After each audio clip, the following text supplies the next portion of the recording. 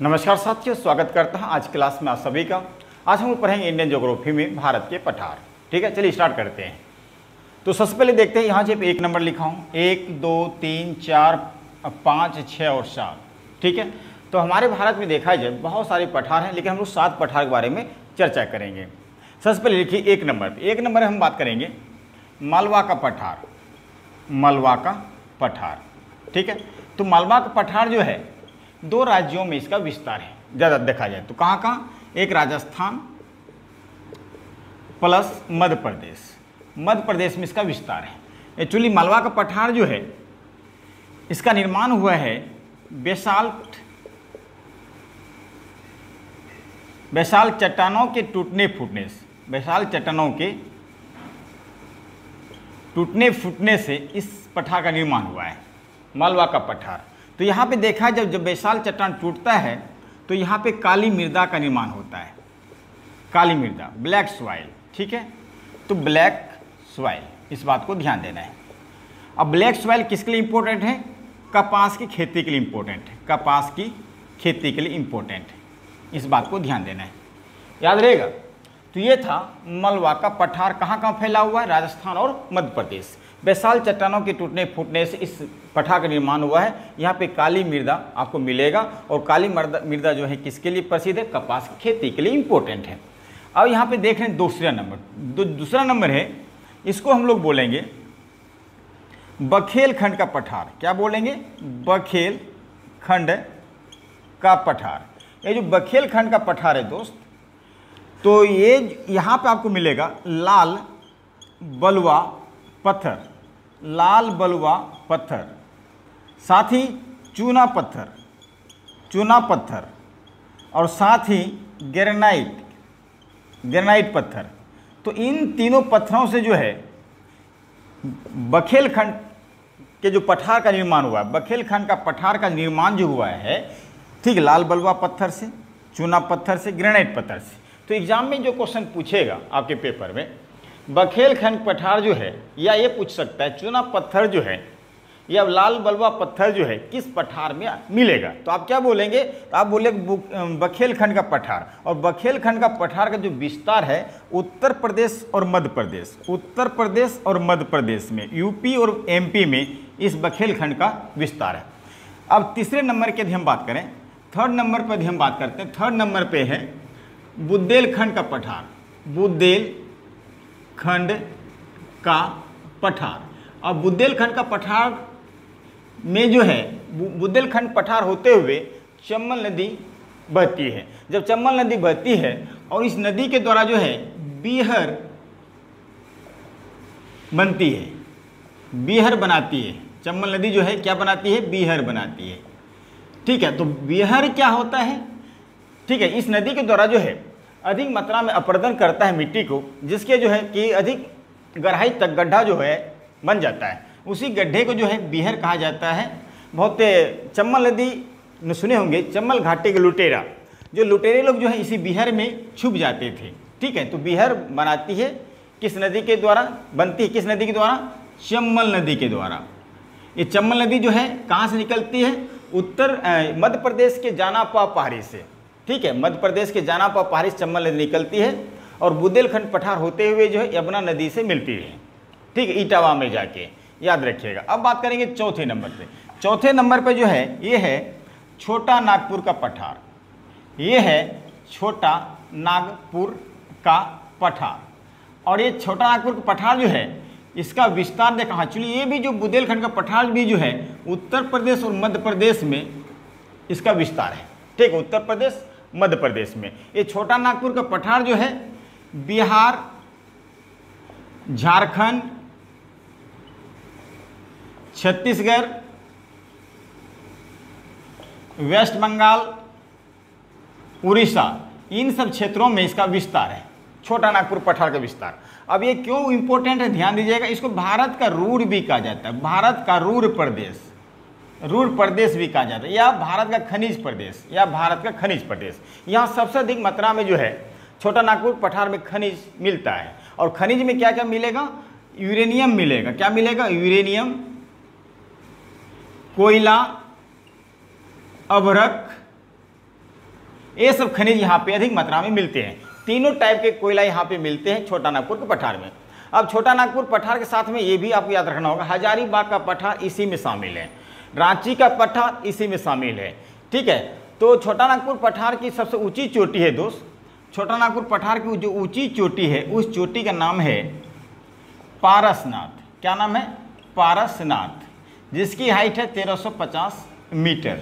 इसी पारसनाथ से या इसी छोटा नागपुर के पठार से एक नदी निकलती है, उस नदी का नाम है दामोदर नदी। दामोदर नदी बंगाल में जो है अधिक मात्रा में बाढ़ लाती है। इसी दामोदर नदी को जो है कहा जाता है बंगाल का शोक नदी, वेस्ट बंगाल का शोक नदी कहा जाता है। स्वतंत्र भारत का पहली परियोजना जो है दामोदर घाटी परियोजना ही बनाया गया था, इस बात को भी ध्यान देना है। अब हम बात करेंगे 5वें नंबर पे क्या है, शिलोंग का पठार। ये देखिए यहाँ 5 नंबर है, शिलोंग का पठार। शिलोंग का पठार, और शिलोंग का पठार जो है मेघालय की राजधानी शिलोंग है, मेघालय की राजधानी शिलोंग है, तो याद रखिएगा। अब यहाँ पे आपको मिलेगा गारो, खासी, जयंतिया, 3 पर्वत मिलेंगे, गारो, खासी, जयंतिया। ठीक है, तो इन्हीं पर्वतों के बीच में यह शिलोंग का पठार है, और इसकी जो सबसे ऊंची चोटी है शिलोंग का पठार का, उसका नाम है ऊंची चोटी, उसका नाम है नोक्रेक। नोक्रेक, नोक्रेक जो है शिलोंग पठार की सबसे ऊंची चोटी है, और इसको बोलते हैं भारत के सबसे बड़ा गीला पठार।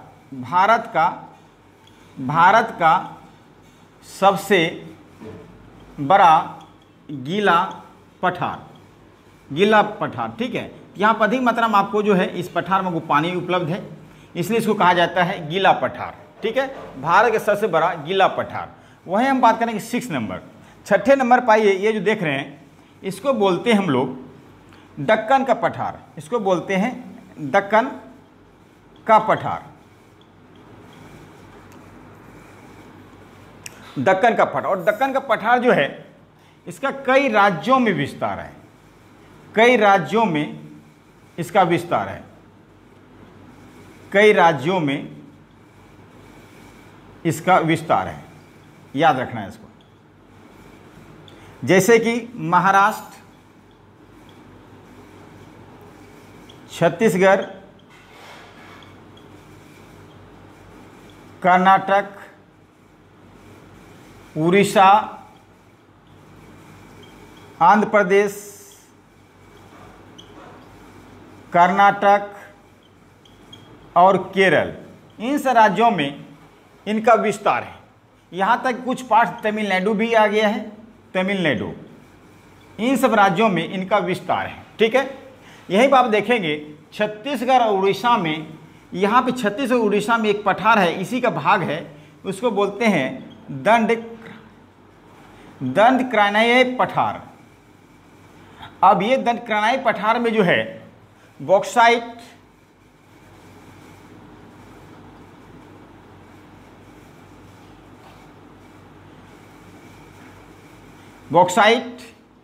कोयला अधिक मात्रा में मिलता है दंडक्रनाई पठार में। अब यहाँ जो देख रहे हैं ये है त्रिभुजाकार में, ये जो देखेंगे आप, जो दक्कन का पठार किस आकार में है, त्रिभुजाकार में है, इस बात को ध्यान देना है। इस आकार में है, त्रिभुजाकार में पठार है। लगभग 5 लाख वर्ग किलोमीटर में ये पठार फैला हुआ है, 5 लाख वर्ग किलोमीटर में दक्कन का पठार फैला हुआ है। अब इसी दक्कन के पठार को अलग अलग राज्यों में अलग अलग नाम दिया गया है। जैसे दंडक्रनाई पठार जो है इसी के पार्ट्स है, जो उड़ीसा और छत्तीसगढ़ में कहा जाता है, नहीं उड़ीसा और छत्तीसगढ़ में, गुड। और इसको छत्तीसगढ़ में और अन्य नाम से जाना जाता है। दक्कन के पठार को छत्तीसगढ़ में क्या कहा जाता है, ये भी नोट कर लीजिए आप, छत्तीसगढ़, यहाँ लिखता हूँ छत्तीसगढ़। छत्तीसगढ़ में कहा जाता है बस्तर का पठार, बस्तर का पठार, याद रखना इस बात को। ठीक है, तो बस्तर का पठार कहाँ मिलेगा आपको, छत्तीसगढ़ में मिलेगा। वहीं पे महाराष्ट्र में इसको कहा जाता है विदर्भ का पठार, विदर्भ का पठार, याद रखिएगा। ठीक है, विदर्भ का पठार कहाँ मिलेगा आपको, महाराष्ट्र में कहा जाता है। किसको, दक्कन के पठार को। वहीं बात करें कर्नाटक में इसको कहा जाएगा मैसूर का पठार, मैसूर का पठार। और इसी मैसूर का पठार में आपको सुने होंगे सोने के खदान के लिए, सोने की खदान है कहाँ पे, मैसूर के पठार में। तो कौन कौन, एक है हंडी और दूसरा है कोलार। ये दोनों जो है सोने के खदान के लिए फेमस जगह है, मैसूर का पठार कर्नाटक में। अब यहाँ पे तेलंगाना हम बोलते हैं इसको तेलंगाना का पठार। ठीक है, ये था आज का। हाँ, लास्ट में यहाँ देखेंगे 7वें नंबर पे, ये है लद्दाख का पठार, लद्दाख का पठार। ठीक है, ये है लद्दाख का पठार। ओके, लद्दाख का पठार को बोलेंगे भारत का सबसे बड़ा सूखा पठार। भारत का सबसे बड़ा सूखा पठार यही है, ये सूखा पठार और ये क्या था, गीला पठार। ठीक है, आपने देखा विदर्भ का पठार कहाँ कहते हैं, महाराष्ट्र में। दक्कन के पठार को विदर्भ का पठार कहा जाता है। ठीक है, वहीं मैसूर के पठार में सोने के खदान के लिए 2 जगह याद रखिएगा, एक हंडी, ठीक है, दूसरा कोलार। ये दोनों सोने के खदान के लिए फेमस जगह है। वहीं बॉक्साइट कोयला जो मिलता है दंडकरनाई पठार में, बहुत सारे खनिज मिलते हैं। वहीं छोटा नागपुर पठार आपने देखा, जिसकी सबसे ऊंची चोटी है पारसनाथ 1350 मीटर।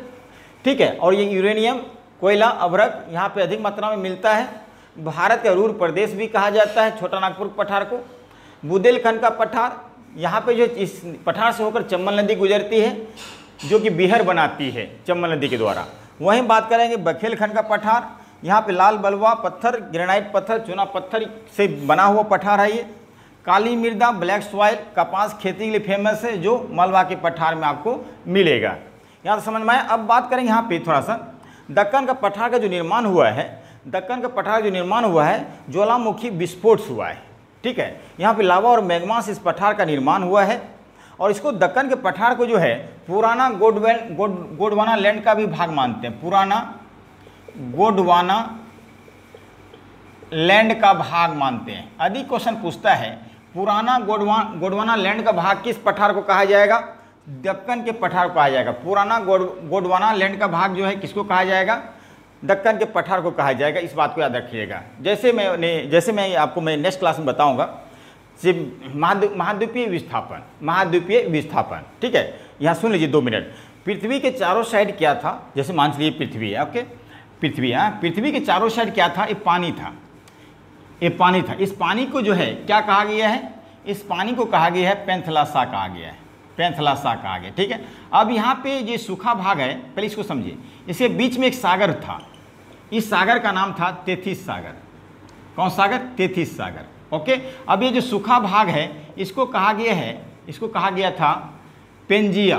क्या कहा गया, पेंजिया। ओके, पेंजिया और पेंथलेसा समझ में आया। ये पानी जो पृथ्वी के चारों साइड जो पानी है इसको क्या कहा गया, पेंथलेसा। अब बीच में जो सूखा हुआ भाग है इसको कहा गया पेंजिया। ओके, और बीच में कौन सा सागर है, तेथिस सागर है। अब तेथिस सागर के ऊपर में जो भाग है इसको बोलते हैं अंगारा लैंड, और नीचे वाला भाग जो है इसको बोलते हैं गोंडवाना लैंड। ठीक है, तो वेगनर ने सिद्धांत दिया था पृथ्वी के विस्थापन का सिद्धांत। इस बात को आपको भी ध्यान देना है। ठीक है दोस्त, आज क्लास में बस इतना ही। आज क्लास अभी सीखिए, इसका नेक्स्ट वीडियो जो होगा वो नदी से होगा। ठीक है, थैंक यू।